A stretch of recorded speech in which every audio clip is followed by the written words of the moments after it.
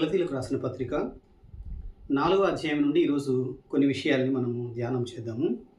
మనము గత వారం మాట్లాడుకున్నటువంటి 3వ అధ్యాయం గురించి కొన్ని విషయాలు నేను మీ దృష్టికి తీసుకొని వస్తాను.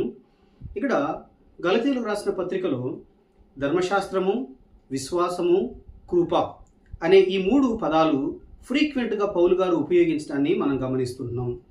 యేసు ప్రభు వారి ద్వారా కృప చేతనే మనం రక్షణ పొందుతాము తప్ప ధర్మశాస్త్రం వలన కాదు అన్న అంశాన్ని పౌలు గారు ఈ పత్రిక అంతా కూడా తెలియజేయడాన్ని మనం గమనిస్తుంటున్నాము. అయితే విశ్వాసము ద్వారా మనం దేవుని ఎదుట నీతిమంతులుగా తీర్చబడుతున్నాము అని చెప్తున్నప్పుడు మరి ధర్మశాస్త్రం ఎందుకు అనుగ్రహించబడింది అన్న విషయాన్ని గురించి మనం లాస్ట్ వీడియోలో నేను మీకు చెప్పాను. 19వ వచనంలో 3వ అధ్యాయం 19వ వచనంలో అలాగైతే ధర్మశాస్త్రం ఎందుకు? ఎవనికి ఆ వాగ్దానము చేయబడినో ఆ సంతానము వచ్చు వరకు అది అతిక్రమములను బట్టి దానికి తరువాత ఇవ్వబడెను. యేసు ప్రభువారు ఈ లోకానికి శరీరధారిగా వచ్చేంత వరకు ధర్మశాస్త్రం అనుగ్రహించబడింది. ధర్మశాస్త్రం యొక్క ఉద్దేశం ఏంటంటే యేసు ప్రభువారి దగ్గరికి ప్రజలని నడిపించడం కొరకైనటువంటి ఆ కార్యం చేయడానికి దేవుడు టెంపరరీగా ధర్మశాస్త్రాన్ని అనుగ్రహించాడన్న విషయాన్ని నేను మీ దృష్టికి తీసుకొని వచ్చాను. మనము 4వ అధ్యాయంలో గమనించినట్లయితే, మరియు నేను చెప్పునదేమనగా వారసుడు అన్నిటికిని వారసుడై ఉన్నను, బాలుడై ఉన్నంత కాలము అతనికిని దాసునికిని భేదము లేదు. తండ్రి చేత నిర్ణయింపబడిన దినం వచ్చు వరకు అతడు సంరక్షకుల యొక్కయు గృహ నిర్వాహకుల యొక్కయు ఆధీనంలో ఉండును. అటువలే మనమును బాలురమై ఉన్నప్పుడు లోక సంబంధమైన మూలపాఠములకు లోబడి దాసులమై ఉంటిమి. ఇందులో ధర్మశాస్త్రము అనుగ్రహించబడింది. అయితే యేసు ప్రభువారు వచ్చేంత వరకు కూడా మనం ధర్మశాస్త్రం కింద ఉన్నాము. ఇప్పుడు ఒక కుమారుడు ఇంట్లో ఉన్నాడు అనుకున్నట్లయితే తండ్రి తర్వాత కుమారునికి ఆ స్వాస్థ్యం అంతా అనుగ్రహించబడుతుందన్న విషయం మనకు తెలుసు. అయితే ఆ కుమారుడు ఒక సర్టన్ ఏజ్ వచ్చేంత వరకు వారసుడు కాడు, ఆ యొక్క ఆస్తికి హక్కుదారుడు కాలేడు.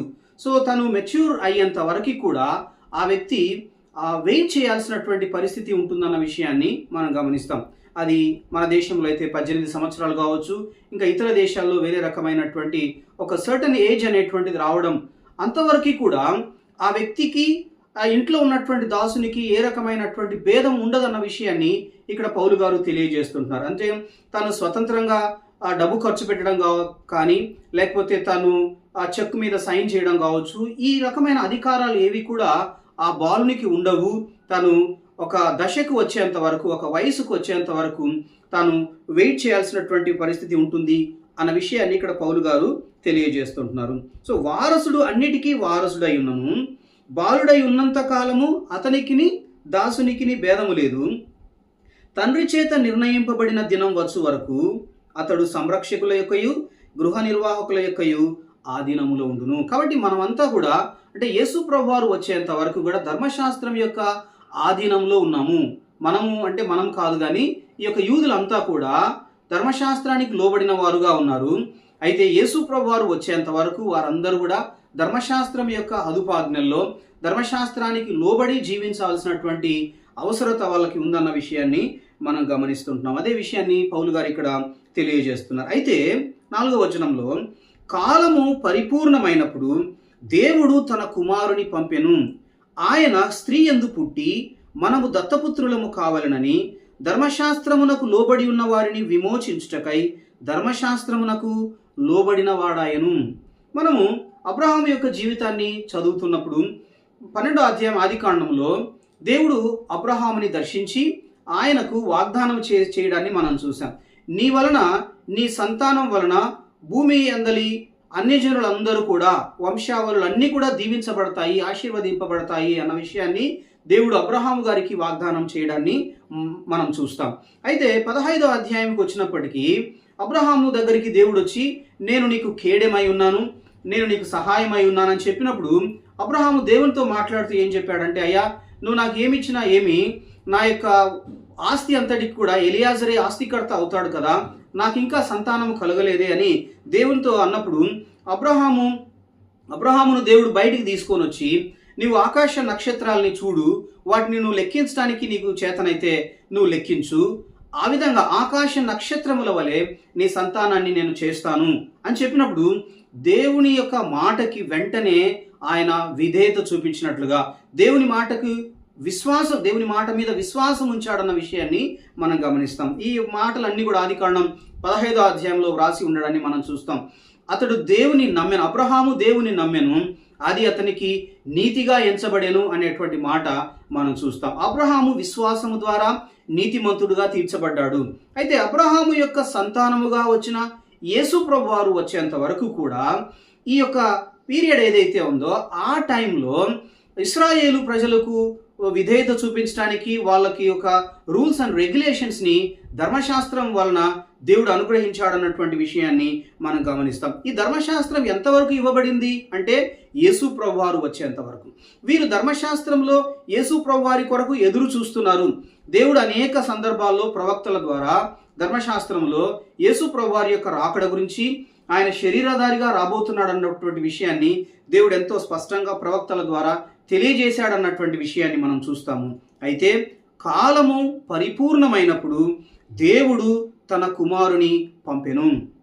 ఈ మాటలో మనం గమనించినట్లయితే కాలము పరిపూర్ణమైనప్పుడు దేవుడు తన చిత్తానుసారముగా సమస్తమైనటువంటి కార్యాలని ఆయన చేసేవాడుగా ఉన్నాడన్న విషయాన్ని మనం చూస్తాం. ప్రతిదీ కూడా దేవుడు ముందుగానే నిర్ణయించిన ప్రకారం ఏ సమయంలో ఏది జరగాలో ఆ ప్రకారంగా దేవుడు తన యొక్క సంకల్పము చొప్పున ఆయన చిత్త ప్రకారంగా సమస్తమైనటువంటి కార్యాలని ఆయన జరిగించేవాడుగా ఉన్నాడు. సో యేసు ప్రభు వారు శరీరధారిగా ఈ లోకానికి ఎప్పుడు రావాలని ఆయన నిర్ణయించాడో ఆ ప్రకారంగా కాలము పరిపూర్ణమైనప్పుడు యేసు ప్రభు వారిని ఆయన ఈ లోకానికి పంపాడన్న విషయాన్ని మనం చూస్తుంటున్నాం.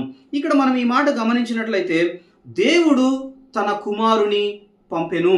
ఇక్కడ దేవుడు తన కుమారుని పంపెను అని చెప్తున్నప్పుడు యేసు ప్రభు వారు ముందుగానే తండ్రి దగ్గర ఉన్నారు అన్న విషయాన్ని మనం అండర్స్టాండ్ చేసుకుంటాం. తండ్రి దగ్గర ఉన్నటువంటి కుమారుణ్ణి ఆయన ఈ లోకానికి పంపాడు అన్న విషయాన్ని మనం గమనిస్తుంటున్నాం. యేసు ప్రభు వారు మాత్రమే, యేసు ప్రభు వారు ఒక్కరే ఆయన శరీరధారిగా ఈ లోకానికి రాక ముందుగానే ఆయన జీవించి ఉన్నాడన్న విషయాన్ని మనం గమనిస్తాం. మనం యోహాను సువార్త 1వ అధ్యాయం 1వ వచనంలో కూడా మనకు తెలిసినటువంటి భాగం అది.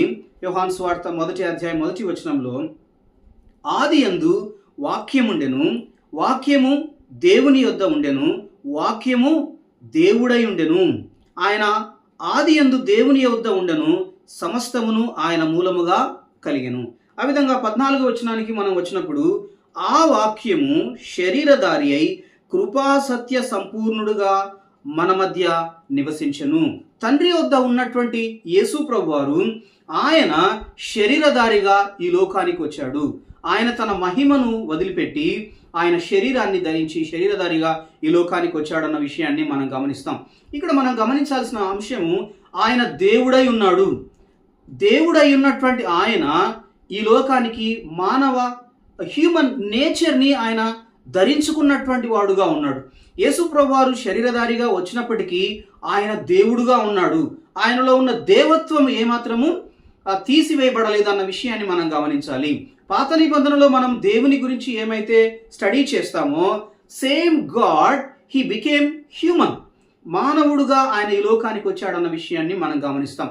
ఆయన ఒక వ్యక్తి 2 నేచర్స్ కలిగిన వాడుగా, దేవ స్వభావము కలిగిన వాడుగా, మానవ యొక్క స్వభావం కలిగిన వాడుగా కూడా యేసు ప్రభువారు ఉన్నారన్న విషయాన్ని మనం గమనిస్తాం. ఒక వ్యక్తి 2 స్వభావాలు కలిగినటువంటి వారుగా యేసు ప్రభువారు ఈ లోకంలో జీవించారన్నటువంటి విషయాన్ని మనం గమనిస్తుంటున్నాము. ఆయన స్త్రీ యందు పుట్టి మనము దత్తపుత్రులము కావాలనని ధర్మశాస్త్రమునకు లోబడి ఉన్న వారిని విమోచించుటకై ధర్మశాస్త్రమునకు లోబడిన వాడాయను. యేసు ప్రభువారు కన్య అయిన మరియమ్మ యొక్క గర్భము ద్వారా పరిశుద్ధాత్మ దేవుని వలన ఆయన శరీరధారిగా జన్మించాడన్న విషయాన్ని మనం అర్థం చేసుకుంటున్నాము. కాబట్టి ఆయన ఎందుకు ఈ లోకానికి వచ్చాడు అంటే మనము దత్తపుత్రులము కావాలనని, అంటే మనల్ని అడాప్ట్ చేసుకోవడానికి, మనము అడాప్టెడ్ సన్స్గా డాటర్స్గా ఆయన మనల్ని స్వీకరించడం కొరకై పాపములో ఉన్నటువంటి మానవాళిని, ధర్మశాస్త్రానికి లోబడి బానిసత్వంలో ఉన్నటువంటి వారిని విమోచించటం కొరకై యేసు ప్రభువారు శరీరధారిగా ఈ లోకానికి వచ్చారన్న విషయాన్ని మనం గమనిస్తుంటున్నాము. విమోచించటం అనేటువంటి మాట, ఆయన వెల ఇచ్చి కొన్నాడు మనల్ని. మనం ఎవరినైనా ఒక వ్యక్తిని ఇంటికి పనికి తీసుకోవాలన్నప్పుడు ఆ రోజుల్లో మనం వెల ఇచ్చి వారిని కొని ఇంటికి తీసుకొని వచ్చి పని చేయించుకునేటువంటి వారుగా ఉండే పరిస్థితిని మనం గమనిస్తాం. అయితే యేసు ప్రభువారు చేసిన కార్యం ఏంటంటే ఆయన తన పరిశుద్ధమైన రక్తాన్ని కార్చి వెల ఇచ్చి కొని మనల్ని స్వతంత్రులుగా చేశారన్నటువంటి విషయాన్ని మనం గమనిస్తుంటున్నాము. కాబట్టి మనము దత్తపుత్రులము కావాలనని, అంటే ఇప్పుడు అడాప్టెడ్ సన్స్ అనేటువంటిది ఇక్కడ మనం గమనిస్తే సొంత కుమారులకి ఏ రకమైనటువంటి హక్కులు వారసత్వం కలిగి ఉంటుందో అడాప్ట్ చేసుకున్నటువంటి చైల్డ్కి కూడా అదే రకమైనటువంటి సమానమైనటువంటి వారసత్వం ఉంటుందన్న విషయాన్ని మనం గమనించాలి. కాబట్టి దేవుడు మనల్ని తన బిడ్డలుగా, తన కుమారులుగా, కుమార్తెలుగా స్వీకరించారన్న సంగతిని మనం గమనిస్తుంటున్నాము. అయితే యేసు ప్రభువారు మనల్ని విమోచించటం కొరకై ఆయన ధర్మశాస్త్రానికి లోబడిన వాడుగా ఉన్నాడు. యేసు ప్రభువారు ఒక్కరే ధర్మశాస్త్రాన్ని కంప్లీట్గా నెరవేర్చి ముగించినటువంటి వారుగా ఉన్నారు. ధర్మశాస్త్రంలో ఆయన గురించి వ్రాయబడినటువంటి సంగతులన్నీ కూడా నెరవేర్చబడ్డాయి. ఆయన పూర్తిగా ధర్మశాస్త్రాన్ని నెరవేర్చి ఆయన ధర్మశాస్త్రాన్ని నెరవేర్చలేక ఉన్నటువంటి మానవులందరినీ ధర్మశాస్త్రము నుండి విడిపించిన వాడుగా, ధర్మశాస్త్రాన్ని నెరవేర్చడం ద్వారా ఆయన సంపాదించినటువంటి తన నీతిని ఆయన యందు విశ్వాసం ఉంచిన వారందరికీ కూడా ఆయన అనుగ్రహించిన వాడుగా ఉన్నాడన్న సంగతిని మనం అర్థం చేసుకుంటున్నాము. కాబట్టి అదే యేసు ప్రభువారు ఈ లోకానికి వచ్చినటువంటి టైం అది పరిపూర్ణమైనటువంటి సమయంగా ఉన్నట్లుగా మనం చూస్తాం. ఇది స్పిరిచువల్గా అయితేనేమి, పొలిటికల్గా అయితేనేమి, అన్ని రకాలుగా యేసు ప్రభువారు ఈ లోకంలో జన్మించినటువంటి సమయము అది పరిపూర్ణమైనటువంటి సమయంగా ఉంది అన్న విషయాన్ని మనం గమనిస్తాం. యూదులంతా కూడా మెస్సయా కొరకు వారు ఎదురు చూస్తున్నటువంటి వారుగా ఉన్నారు. వాళ్ళు ఒక పీక్ లెవెల్లో యేసు ప్రభువారు వస్తారు అనేటువంటి అభిప్రాయము, విశ్వాసము కలిగిన వారుగా ఉన్నారు. అది ఒకటి మనం గమనిస్తాము. ఇంకోటి అన్ని రకాలుగా లాంగ్వేజ్ పరంగా అయితేనేమి, తర్వాత సోషల్ పరంగా అన్ని రకాలుగా కూడా యేసు ప్రభువారు ఈ లోకానికి వచ్చినటువంటి సమయము అది పరిపూర్ణమైనటువంటి సమయముగా ఉంది అన్న విషయం చరిత్రకారులు ఎంతో స్పష్టంగా తెలియజేయడాన్ని మనం గమనిస్తాం. యేసు ప్రభువారు ఆయన ఈ లోకానికి వచ్చి ఆయన మరణించి పాతిపెట్టబడిన తర్వాత యేసు ప్రభువారు శిష్యులు, అపోస్తలులంతా కూడా అనేక ప్రదేశాలకు వెళ్ళి యేసు ప్రభువారిని గురించి సువార్తను తెలియజేసినటువంటి వారుగా ఉన్నారు. ఆ రోజుల్లో ఈ రోమన్ సామ్రాజ్యం చాలా విస్తారమైనటువంటి రోడ్లు, ఒక సిటీ నుండి ఇంకొక సిటీకి వాళ్ళు పరిపాలన చేస్తున్నటువంటి ఆ యొక్క ప్రదేశాలన్నిటికీ కూడా అద్భుతమైనటువంటి రోడ్ ఫెసిలిటీ ఆ రోజుల్లో కలిగి ఉన్నటువంటి పరిస్థితి. అది ఈ దేవుని శిష్యులైనటువంటి వారు అనేక ప్రాంతాలకి సులభంగా వెళ్ళి అక్కడ వారు సువార్త ప్రకటించడానికి అది ఎంతో ప్రయోజనకరమైనటువంటిదిగా ఉంది అన్న విషయాన్ని మనం గమనిస్తాం. ఆ విధంగానే గ్రీక్ లాంగ్వేజ్ అనేటువంటిది ఆ రోజుల్లో ఉన్నటువంటి ఎక్కువగా మాట్లాడుతున్నటువంటి లాంగ్వేజ్గా అది ఉండింది అన్న విషయాన్ని కూడా మనం చరిత్రలో గమనిస్తాం. కాబట్టి అందరూ కూడా యూదులైతేనేమి, ఆ చుట్టుప్రక్కల పౌలు గారు వెళ్ళిన ప్రాంతాలు కావచ్చు, ఆ ప్రదేశాలు అంతట్లో కూడా గ్రీక్ లాంగ్వేజ్, అందరూ కూడా అలెగ్జాండర్ ద గ్రేట్ అందరూ కూడా గ్రీక్ని నేర్చుకోవాలి అని ఆయన కంపల్సరీ చేయడం ద్వారా గ్రీక్ అన్నటువంటిది అందరూ మాట్లాడుతూ ప్రజలందరికీ అనువైనటువంటి లాంగ్వేజ్గా ఉందన్న విషయాన్ని గమనిస్తాం. అది కూడా సువార్త వ్యాప్తి చెందడానికి, యేసు ప్రభువు సంబంధించినటువంటి వార్త ప్రచురం అవ్వడానికి, అనేక ప్రదేశాలకు వెళ్ళడానికి ఆ యొక్క లాంగ్వేజ్ అనేటువంటిది కూడా ఎంతో ఉపయోగపడినటువంటి అంశంగా ఉంది అన్న విషయాన్ని మనం గమనిస్తాం. పొలిటికల్గా, ఆధ్యాత్మికంగా అనేక రకాలుగా కూడా కాలము పరిపూర్ణమైనటువంటి ఆ సమయంలో యేసు ప్రభువారిని తండ్రి అయినటువంటి దేవుడు ఈ లోకానికి పంపించాడన్న విషయాన్ని మనం గమనిస్తుంటున్నాము. 6వ వచనంలో మనం గమనిస్తే, మరియు మీరు కుమారులై ఉన్నందున నాయన తండ్రి అని మొరపెట్టు తన కుమారుని ఆత్మను దేవుడు మన హృదయములలోనికి పంపెను. కాబట్టి నీవిక దాసుడవు కావు, కుమారుడవే. కుమారుడవైతే దేవుని ద్వారా వారసుడవు. ఇక్కడ ఇంకొక విషయాన్ని పౌలు గారు తెలియజేస్తున్నారు. ఆయన మనల్ని ధర్మశాస్త్రము నుండి విమోచించినటువంటి వాడుగా ఉన్నాడు. ఆయన మనల్ని తన బిడ్డలుగా దత్తత తీసుకున్నటువంటి దేవుడుగా ఉన్నాడన్న విషయాన్ని మనం గమనించాలి. కాబట్టి మనం నాయన తండ్రి అని మొరపెట్టు తన కుమారుని ఆత్మను ఆయన మన హృదయములలోకి పంపెను. నాయన తండ్రి అనేటువంటి మాట ఇది రిలేషన్కి సంబంధించి, తండ్రికి కుమారునికి మధ్య ఉన్న అత్యంత సాన్నిహిత్యమైనటువంటి సంబంధాన్ని తెలియజేసేటువంటి మాటగా ఉంది అన్న విషయాన్ని మనం గమనిస్తాం. ఎంతో ప్రియంగా పిలిచేటువంటి మాట. ఇది అరమిక్ అండ్ హీబ్రూ భాషలో కూడా అబ్బా ఫాదర్ అని మాట్లాడేటువంటి, అది చాలా క్లోజ్గా మాట్లాడేటువంటి పదముగా ఉంది అన్న విషయాన్ని మనం గమనిస్తాం. అయితే మనము ఆయన యందు విశ్వాసం ఉంచడం ద్వారా యేసు ప్రభువారు మన నిమిత్తమై శిలువలో మరణించి పాతి పెట్టబడి తిరిగి లేచినటువంటి కారణంగా మనం ఆయన యందు విశ్వాసం ఉంచడం ద్వారా ఆయన మనల్ని తన బిడ్డలుగా చేసుకున్నాడు. తన కుమారులుగా, కుమార్తెలుగా ఆయన మనల్ని స్వీకరించి ఆయన తన కుమారుని యొక్క ఆత్మను దేవుడు మన హృదయములలోనికి పంపెను అనేటువంటి మాట మనం గమనిస్తున్నాం. పరిశుద్ధాత్మ దేవుడు, నేను ఇంతకుముందు కూడా చెప్పాను, యేసు ప్రభువారి యందు విశ్వాసం ఉంచడం కొరకై పరిశుద్ధాత్మ దేవుడు ప్రజల్ని, వ్యక్తుల్ని ప్రేరేపించేవాడుగా, ఎంకరేజ్ చేసేవారుగా ఉన్నారన్న విషయాన్ని మనం గమనిస్తాం. ఏ వ్యక్తి కూడా పరిశుద్ధాత్మ దేవుని యొక్క ప్రేరేపణ లేకుండా, పరిశుద్ధాత్మ దేవుని యొక్క సహాయం లేకుండా యేసు ప్రభువారిని సొంత రక్షకుడుగా విశ్వసించడానికి అవకాశం లేదన్న విషయాన్ని మనం గమనించాలి. ఇక్కడ ఒకే వచనంలో తండ్రి అయినటువంటి దేవుడు, కుమారుడైనటువంటి దేవుడు, పరిశుద్ధాత్మ దేవుని యొక్క ప్రస్తావన ఇక్కడ మనకు కనబడుతుంది. తన కుమారుని ఆత్మను మన హృదయములలోనికి పంపెను. సో నాయన తండ్రి అని మొరపెట్టు తన కుమారుని యొక్క ఆత్మను ఆయన మనకు అనుగ్రహించిన అంటున్నప్పుడు ఒకే వచనంలో తండ్రి అయినటువంటి దేవుని యొక్క ప్రస్తావన, కుమారుడైనటువంటి దేవుని గురించిన వివరణ, పరిశుద్ధాత్మ దేవుని యొక్క వివరణ ఇక్కడ మనం గమనిస్తుంటున్నాము. కాబట్టి నీవిక దాసుడవు కావు, కుమారుడవే. కుమారుడవైతే దేవుని ద్వారా వారసుడవు. ఆయన మనల్ని దాసులుగా ఎంచుకోవడం లేదు. ఆయన మనల్ని తన పరిశుద్ధమైన రక్తాన్ని కార్చి మనల్ని విడిపించినప్పటికీ ఆయన మనల్ని దాసులుగా తీసుకోవడం లేదు, కానీ ఆయన మనల్ని కుమారులుగా అంగీకరిస్తున్నారు. అంతేకాదు ఆయన మనకు వారసత్వాన్ని కూడా అనుగ్రహిస్తున్నారు. సో యేసు ప్రభువారి యందు విశ్వాసం ఉంచడం ద్వారా మనం దేవునికి వారసులమై ఉన్నాము అన్న విషయాన్ని ఇక్కడ మనం గమనిస్తుంటున్నాము. అదే విషయాన్ని పౌలు గారు స్పష్టంగా తెలియజేయడాన్ని మనం గమనిస్తాం. 8వ వచనాన్ని మనం గమనిస్తే, ఆ కాలమందైతే మీరు దేవుని ఎరుగని వారై నిజమునకు దేవుళ్ళు కాని వారికి దాసులై ఉంటిరి. ఇప్పుడు మీరు దేవునిని ఎరిగిన వారును మరి విశేషముగా దేవుని చేత ఎరుగబడిన వారునై ఉన్నారు గనుక బలహీనమైనవియు నిష్ప్రయోజనమైనవియునైన మూల పాఠముల తట్టు మరలా తిరుగనేలా, మునుపటి వలె మరలా వాటికి దాసులై ఉండగోరనేలా. ఈ పౌలు గారు ఈ యొక్క గలతీయులకు సంఘాలు, అంటే గలతీ ప్రాంతంలో, ప్రావిన్స్లో ఉన్నటువంటి సంఘాలకు వెళ్ళి వారికి సువార్త ప్రకటించాడు.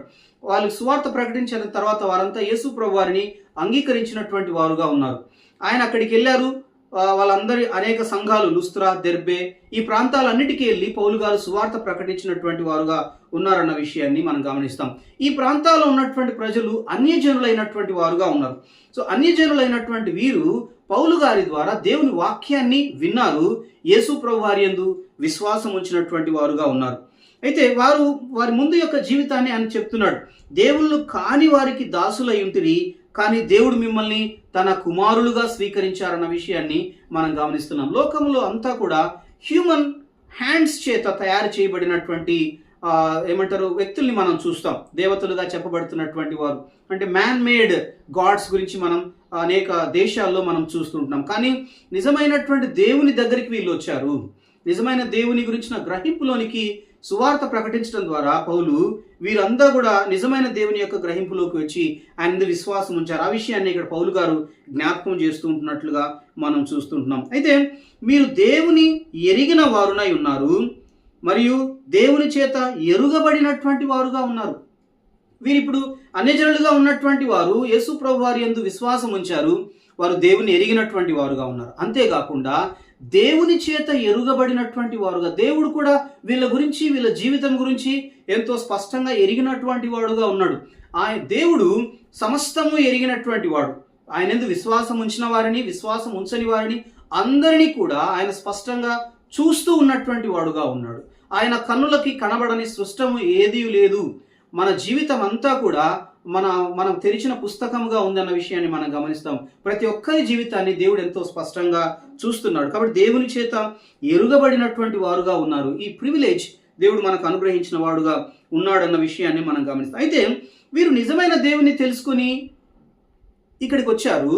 అయితే జూడియైజర్స్ అన్నటువంటి వాళ్ళు వీళ్ళని, మీరు యేసు ప్రభువారి యందు విశ్వాసం ఉంచితే సరిపోదు, మీరు ధర్మశాస్త్రానికి లోబడాలి, మీరు సున్నతి ఆచారాన్ని పాటించాలి అని చెప్తున్నప్పుడు యేసుప్రభు వారి యందు విశ్వాసం ఉంచిన ఈ గలతీ ప్రావిన్స్లో ఉన్నటువంటి సంఘాలకు చెందిన వీళ్ళు తిరిగి ఈ జూడియైజర్స్ చెప్పినటువంటి మాటలకు లోబడి ఆ ప్రకారంగా వాళ్ళు వెళ్తూ ఉన్నటువంటి పరిస్థితిని మనం గమనిస్తుంటున్నాం. అదే ఆయన చెప్తున్నారు, మీరు ఇంత సత్యాన్ని ఎరిగినటువంటి మీరు బలహీనమైనవియు నిష్ప్రయోజనమైనవియునైన మూల పాఠముల తట్టు తిరుగనేలా, మునుపటి వలె మరలా వాటికి దాసులై ఉండగోరనేలా.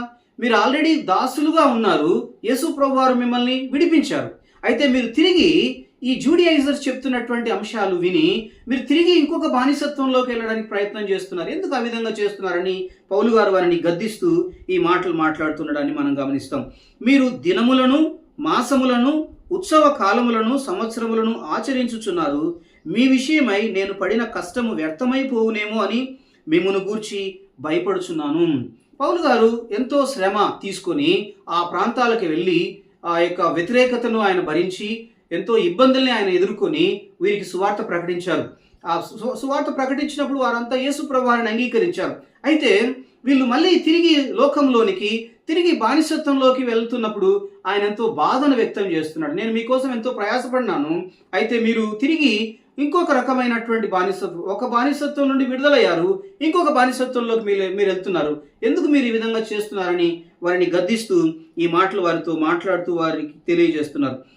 మీ విషయమే నేను పడిన కష్టము వ్యర్థమైపోవునేమో అని మిమ్మును గూర్చి భయపడుచున్నాను అని పౌలు గారు వారిని గద్దిస్తూ ఉండడాన్ని మనం గమనిస్తున్నాం. తర్వాత వచనాల్లో కూడా ఇంకా చాలా విషయాలు పౌలు గారు మాట్లాడడాన్ని మనం గమనిస్తాం. సో ఇప్పుడు మనము చెప్తున్నటువంటి మాట, యేసు ప్రభువారు కాలము పరిపూర్ణమైనప్పుడు ఆయన ఈ లోకానికి వచ్చారు. ఆయన స్త్రీ యందు పుట్టి మనము దత్తపుత్రులము కావాలనని ధర్మశాస్త్రమునకు లోబడి ఉన్న వారిని విమోచించుటకై ఆయన ధర్మశాస్త్రమునకు లోబడిన వాడాయను. కాబట్టి ఆయన యందు విశ్వాసం ఉంచడం ద్వారా మనము బానిసత్వం నుండి విడుదల పొందేటువంటి వారుగా ఉన్నాము. మన పాపములకు క్షమాపణ కలిగి మనము నిత్య జీవానికి, పరలోక రాజ్యానికి వారసులం అవుతాం. ఇది ధర్మశాస్త్రం వల్ల వీలు కాదు. యేసు ప్రభు వారి యందు విశ్వాసం ఉంచడం ద్వారా మాత్రమే ఇది సాధ్యమవుతుంది. ఇంకా మనం చేసే ఏ పనుల ద్వారా, ఏ పుణ్యకార్యముల ద్వారా మనము దేవుణ్ణి సమీపించి మన పాపములకు క్షమాపణ పొందలేము. కానీ కేవలము యేసు ప్రభు వారి యందు విశ్వాసం ఉంచడం ద్వారా మాత్రమే మనము మన పాపములకు క్షమాపణ కలుగుతుంది. మనల్ని క్షమించడం కొరకు ఆయన శరీరధారిగా ఈ లోకానికి వచ్చారన్నటువంటి విషయాన్ని మనం గమనిస్తుంటున్నాం. మనకు విమోచన కలుగజేయడం కొరకై యేసు ప్రభు వారి లోకానికి వచ్చారు. కాబట్టి యేసు ప్రభు వారి యందు మీరు విశ్వాసం ఉంచినట్లయితే మీ పాపాలన్నీ యేసు ప్రభు వారు క్షమించి మీకు నిత్య జీవాన్ని అనుగ్రహిస్తారు. మీరు పరలోక రాజ్యంలో ప్రభుతో పాటు యుగ యుగములు జీవించే ధన్యతలోనికి మీరు వస్తారని నేను ప్రేమతో మీకు తెలియజేస్తున్నాను. ఆ విధంగా చేయడానికి దేవుడు తన కృప ఈ వాక్యం వెంటనే మీకు అందరికీ అనుగ్రహించునుగాక. ప్రేమగల మా తండ్రి, యేసు ప్రభు వారి ఘనమైన పరిశుద్ధమైన నామంలో మీకు స్తోత్రాలు చెల్లిస్తుంటున్నాం. ఈ మాటలు వింటున్న బిడ్డలందరినీ దీవించండి ప్రభువా. మీరు ఈ లోకానికి కాలము పరిపూర్ణమైనప్పుడు శరీరధారిగా ఈ లోకానికి వచ్చినందుకు మీకు స్తోత్రములు చెల్లిస్తుంటున్నాం. మీ పరిశుద్ధమైన రక్తాన్ని మీరు కార్చి మాకు విడుదలని ప్రసాదించారు. మమ్మల్ని మీ యొక్క కుమారులుగా స్వీకరించారు. మీ యొక్క వారసులుగా మమ్మల్ని చేసుకున్నారు. అందుని బట్టి మీకు స్తోత్రములు, వందనాలు చెల్లిస్తున్నాం. ఈ మాటలు వింటున్న మీ బిడ్డలు ఇంకా ఎవరైనా మిమ్మల్ని అంగీకరించకుండా, విశ్వసించకుండా ఉన్నట్లయితే వారు కూడా ఈ భాగ్యము, కృపకు పాత్రులగునట్లుగా మీరు దీవించండి. యేసు ప్రభు వారి పరిశుద్ధమైన నామంలో స్తుతించి ప్రార్థించి వేడుకొనుచున్నాము తండ్రి. ఆమేన్.